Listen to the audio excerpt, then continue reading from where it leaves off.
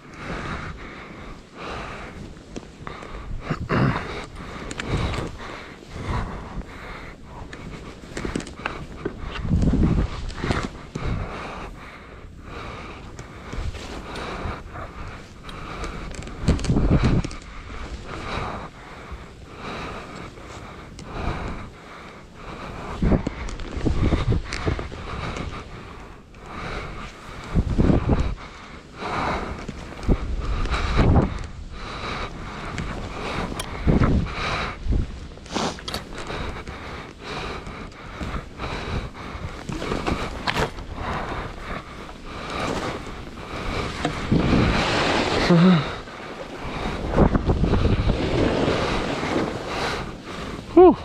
I think today went. Well, it was a pretty killer day out there. Some sick. gnarly lines. Gnarly lines, not enough snow. Yeah, that's true. But regardless, freaking awesome. Beautiful morning for ski day 2. Happy New Year's, everyone, and let's get after it.